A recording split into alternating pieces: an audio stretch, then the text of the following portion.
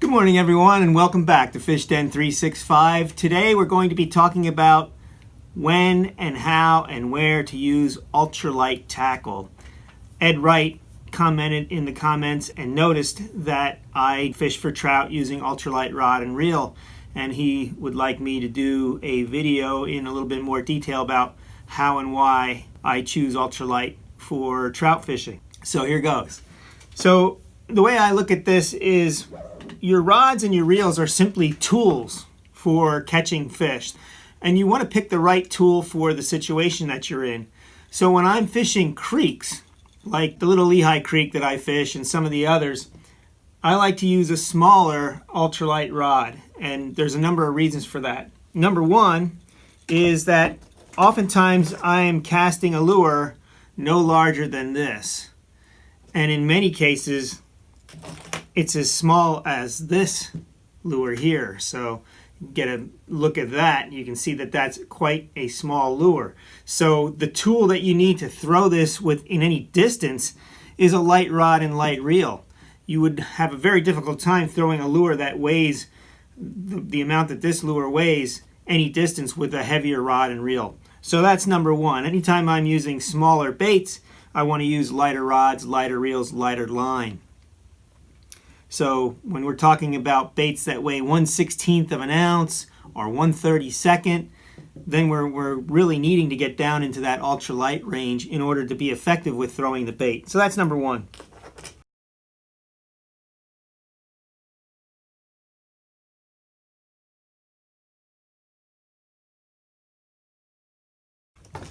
Now these ultralight rods, they come in different sizes. You can get ultralight rods today that are 7 feet long, maybe longer.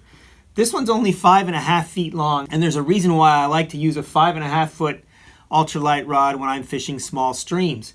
And it's because oftentimes there's a lot of brush or woods behind me when I'm fishing these streams, and it makes casting a lot easier. I don't have a long rod to reach back behind and hook onto all the trees. Now along with that is a special cast that I do with these types of rods called a pitch cast.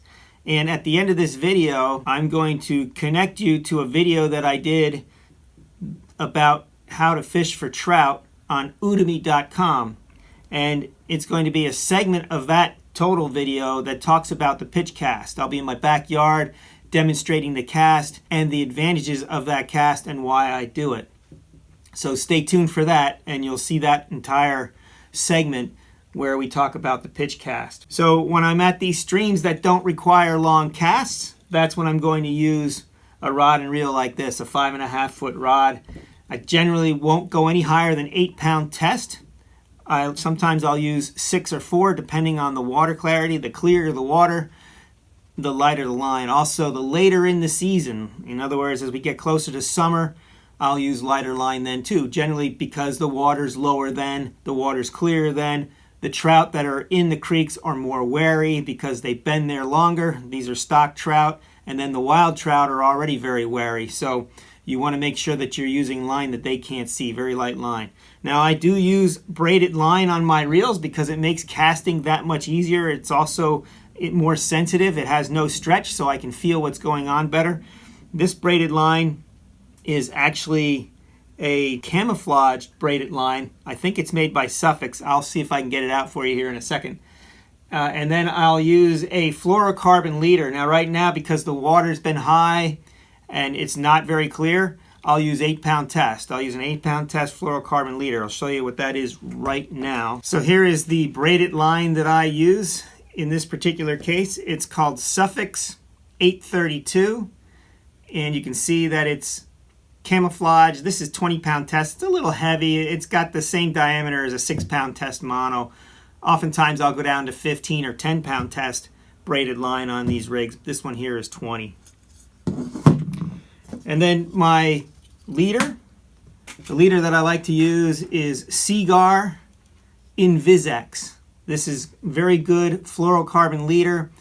I find that it's quite limp for fluorocarbon, but it also has that invisible property underwater. Fluorocarbon's light refraction is very similar to that of water's, so when it's underwater, it's very difficult to see. And I think that's important for catching more fish. So if I'm fishing a larger system, like a river, like the Delaware River, for example, then I'll use a longer rod, or a lake. I'll use a longer rod, maybe something like this, 6.5 to 7 foot. This is a medium action rod. And the reason why I use the longer rod in those systems is because I want to cast farther. A river is much larger than a creek. I want to be able to cast farther into the river. Same thing with the lakes.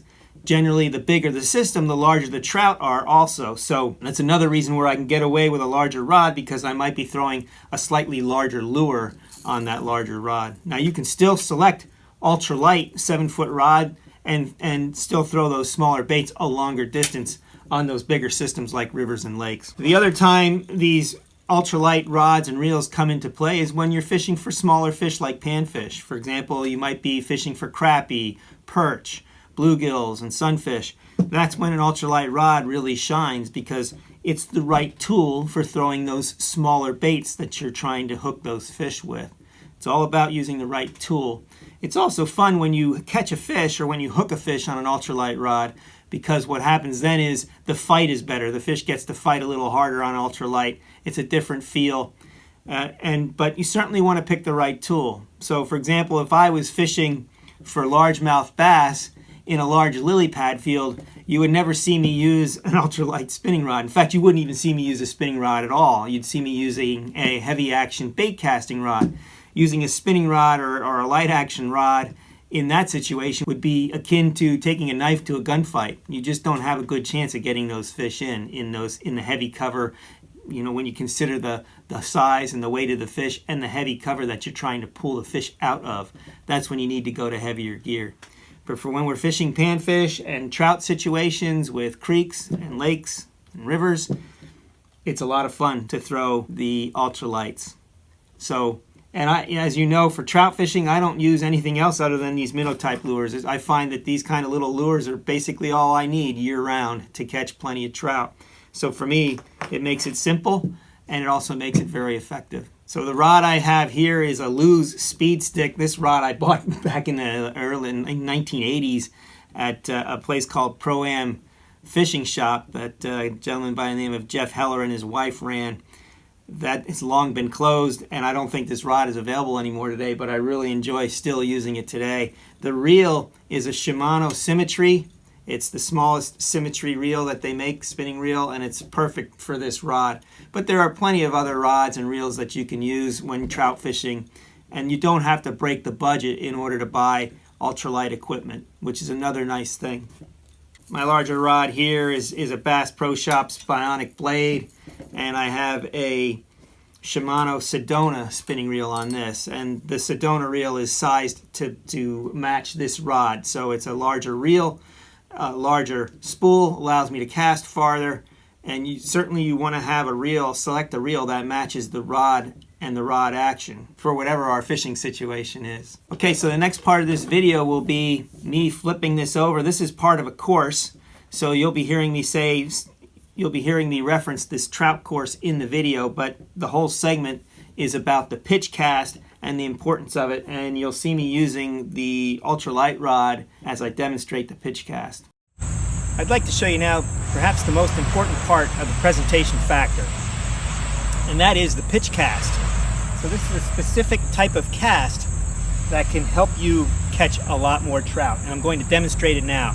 It's a special cast. It's called a pitch because you're just basically pitching it. What you want to do is have your lure somewhere between the reel and this first guide right here, and you will open the bail, point the rod at your target, and just push the rod forward as you let go of the lure. So you push the rod forward and lift up on the rod, and that propels it out. Show it to you again.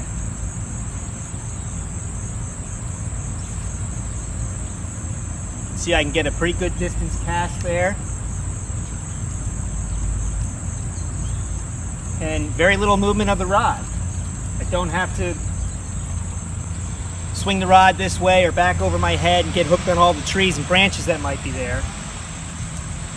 Instead, pitch it out, let it land, and I'm ready to go. And notice each time I make that cast, I manually close the bail and pull the line. That stops me from getting tangles coming off the reel. Prevents that 100%. So it's like a pendulum. Point the rod, I drop the lure, and push forward. And it's just basically a pendulum, and I'm just putting motion into the rod to make the bait propel outward, forward from me. A very simple cast. It can be learned in a half an hour.